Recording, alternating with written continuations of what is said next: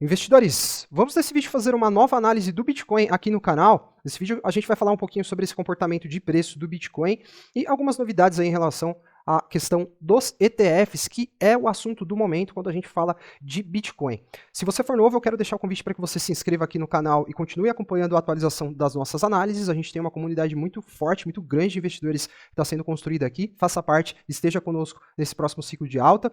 E se você já é um inscrito do canal, fico muito grato se você já chegar apertando o botãozinho de like aí, isso ajuda o canal a crescer. Então, sem perder muito tempo para essa análise ser um pouquinho mais curta, investidores, eu quero começar falando o seguinte: a gente tem um contexto aqui de open interest muito alto, tá, investidores? Nós temos um número muito expressivo de contratos em aberto para quem opera futuros de Bitcoin. A gente tem aqui uma máxima que a gente não tinha desde abril de 2022, tá? Isso aqui costuma sinalizar movimentos fortes de preço no Bitcoin, tá? Então a gente fica atento em relação a esses dados relacionados às operações de futuro do BTC.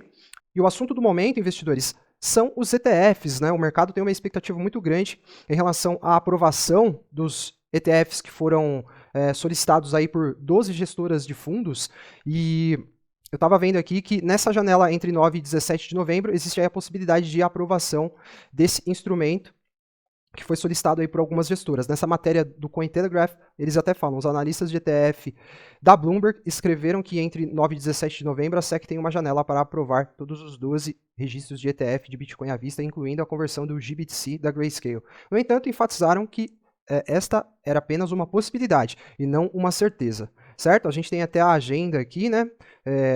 Como vocês devem saber, a SEC possui 4 prazos diferentes para cada uma dessas aplicações. Ela pode ir postergando esse posicionamento final até o quarto e último prazo, né? Então, para essas próximas semanas aí, a gente tem aqui as análises que eles precisam fazer em relação às solicitações da GlobalX, da Hashdex e da Franklin. Porém, a gestora que está com o processo mais avançado aqui é a ARK Invest, né, da Cathie Wood, e o prazo final deles é dia 10 de janeiro. Então, investidores, não passa do dia 10 de janeiro e provavelmente esses ETFs serão aprovados, a SEC está encurralada, né? E já os outros aqui, como a gente pode ver, os outros ETFs ainda dão a possibilidade da SEC ir retardando aí esse processo. E em várias oportunidades eu cheguei a falar para vocês que eu tenho uma expectativa de que os ETFs sejam aprovados somente em janeiro, em função desse calendário aqui, tá? Então, do dia 10 de janeiro não tem como passar. E o ponto é que eu estava vendo que mesmo com a aprovação dos ETFs, a gente vai ter uma janela de prazo aí até o lançamento desses ETFs para o mercado. Estava vendo isso nessa matéria também do Cointelegraph. Lançamento de ETF de Bitcoin à vista pode ser adiado por mais de um mês após a aprovação da SEC.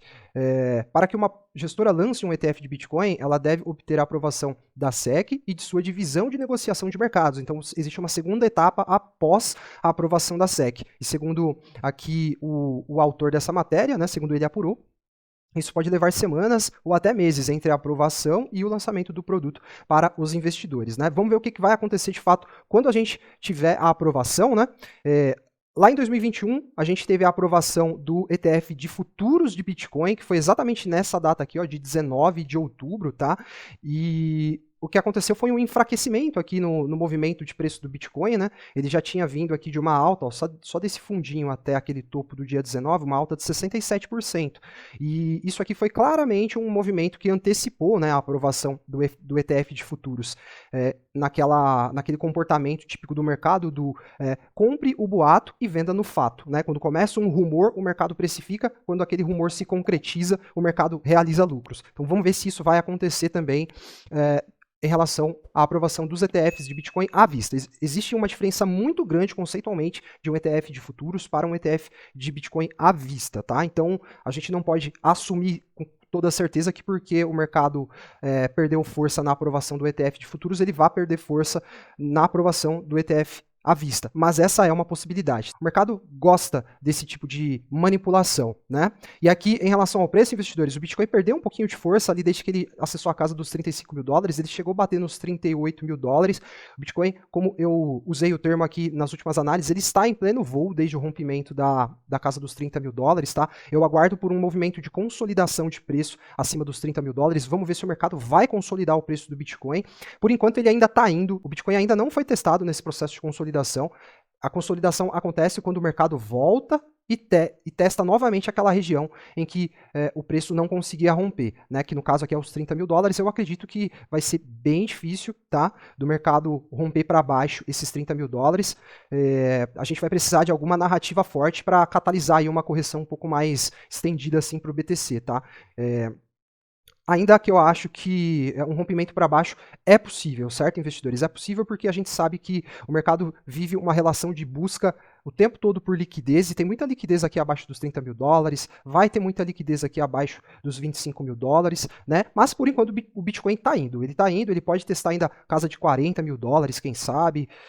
Não me surpreenderia se o Bitcoin viesse testar até esse topo dos 45 mil dólares na ida, certo? Ele está indo. Vamos ver o que vai acontecer. O Bitcoin já está aqui em um contexto de sobrecompra, né? Quando a gente olha o time frame diário, inclusive a gente tem aqui ó, divergência bearish, né? Divergência de baixa, mas eu acredito que a narrativa em relação aos ETFs é mais forte do que qualquer indicativo de sobrecompra por qualquer indicador, tá? Se a gente tem uma aprovação dos ETFs, pode ser que o preço dê uma estilingada, e como a gente já viu aqui no começo da análise, o Open Interest está lá em cima, então isso pode catalisar um movimento forte, seja para cima ou seja para baixo, né? Se for para baixo, isso vai levar o Bitcoin a testar os 30 mil dólares, e enquanto não acontece, enquanto o Bitcoin está indo ainda aqui, né, a gente vê as altcoins dando o show, né, se valorizando. A gente tem aí uma alt season legalzinha já acontecendo. Eu acho que quando a gente tiver de fato na bull run, as alt seasons serão assim extremamente explosivas, muito mais do que o que a gente está vendo agora, mas já está sendo importante para a recuperação da carteira de quem vinha com um saldo negativo. A gente já viu que boa parte do mercado está sendo colocado em um cenário de lucro também, né? 82% dos investidores de Bitcoin já estão no lucro. A gente tem que ficar ligado em relação a isso também, porque, enfim, o mercado é manipulado. E ainda em relação à narrativa dos ETFs, vamos ver se o mercado vai, então, vender o fato. Vamos ver se as gestoras vão querer comprar Bitcoin a 37, 40, 45 mil dólares para os seus clientes, ou se esses mesmos gestores criarão narrativas aí para derrubar o preço. Isso não me surpreenderia, de repente ver o Larry Fink falando, nós lançamos o ETF, mas a adoção inicial não foi como nós esperávamos, acreditamos que essa adoção tende a melhorar, mas ficou um pouquinho aquém do que a gente esperava. Isso aqui eu tô só elocubrando aqui, tá, investidores? Pensando em, de repente, narrativas que eles podem criar para que eles tenham a possibilidade de comprar Bitcoin mais barato e com isso agradar os seus clientes, né? Então ficamos atentos em relação a todas essas possibilidades, e eu volto a atualizar a análise do Bitcoin aqui no canal nos próximos dias, certo? Não estranhem, nessa próxima semana estarei quase sempre em um cenário que pode parecer meio estranho, né? Esse fundo branco aqui, nada a ver, eu sempre estou no meu escritório lá, muito mais legal, né? Assistir uma análise com um cenário bonito, mas acho que o que mais vale mesmo é a informação que a gente está compartilhando, tá? Se é novo, se inscreve para continuar acompanhando. Se você gostou da análise, deixe o like para fortalecer o nosso canal. Estaremos juntos aí em uma próxima análise. Um forte abraço e até a próxima. Investidores, a rentabilidade dos portfólios do relatório Smart explodiram. E a gente já vem tendo resultados superiores ao crescimento médio do mercado com cada um deles. Eu recomendo fortemente que você acesse agora mesmo o link da descrição para conhecer os detalhes dos portfólios Titan, Apollo e Blitzkrieg do relatório Smart, para você garantir o seu antes que o mercado exploda e seja tarde demais. Corre lá!